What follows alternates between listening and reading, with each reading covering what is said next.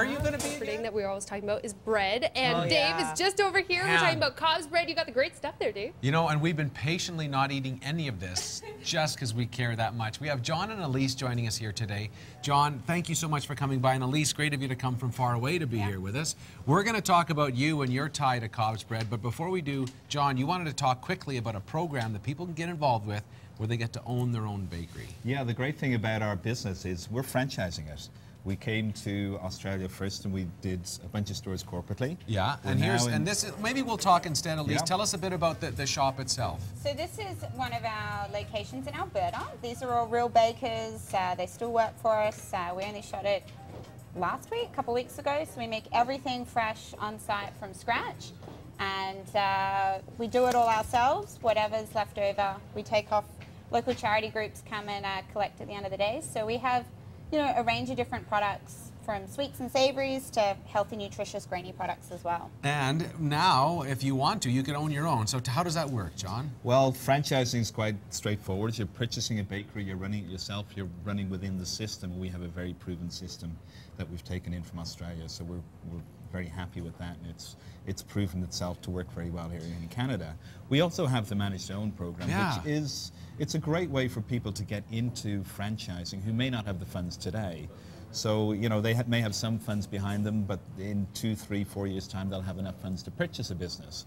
So our program is around getting people to join the company as managers, run a store as a manager, get into what we call a business lease, which is very unique to us. We're basically leasing the business to the franchisee, and at the end of that, they should have enough funds to be able to go to the bank with a good P&L that they've created over the last 12 to 24 months, some funds, and get the balance of the financing to be able to purchase their own bakeries. So really this would good be for younger I was going to say, couples. if somebody was young and interested, this is a great... It's a great way to get into it. Foot in the door. Why do you think it... first of all, tell us your connection, because I know it's personal for you. It is personal. It is a family business. It started nearly 29 years ago back in Melbourne, Australia, by my parents. Yeah. So we're a family business on a large scale, but we also have lots of families within the business. So in Australia, there's numbers of franchisees that have been with the business for 10, 20 years, and then their children have come through the business and they've now got their own franchises themselves. So we're trying to create that sort of momentum here in Canada as well. So now, Elise, did you ever think that when your dad started this 28 years later, that you'd end up at minus 25? No, I didn't. In Calgary, talking about the I didn't. shop? No, I didn't.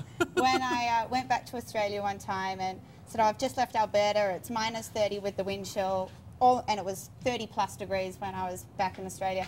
Everyone was like, minus 30, how do you survive? And I said, you just don't. You don't go outside, you just stay inside, stay indoors.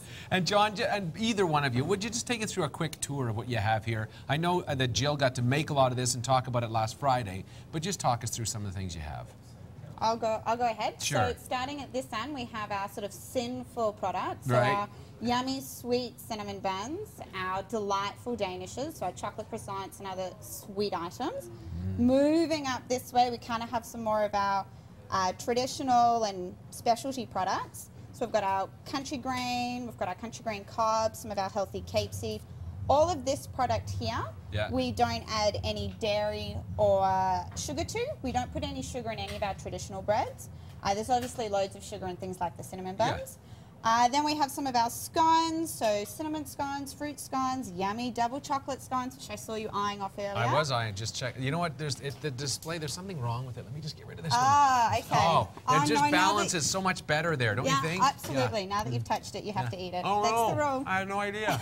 Then we have some of our hot cross buns, which are a seasonal item for us for Easter. So we have our fruit, which has got raisins and currants, as well as our yummy chocolate chip scones as well. Easy. If you want to get involved, it's fairly straightforward. What do I do? Where do I go? Do I just go to the bakery best itself? place to start is you can go to the bakery to get the information, but if you're going to our website, which is www.cobsbread.com, you can get a link to the franchising site and get an application form from that. Or you can just simply call 1-866-383-2627.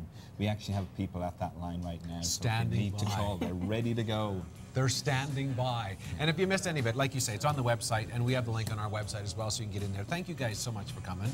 Really good. You know what? I don't. Maybe. Do you mind if I just eat it? Because otherwise, you may as well. We can't take it back. we have some great music coming up.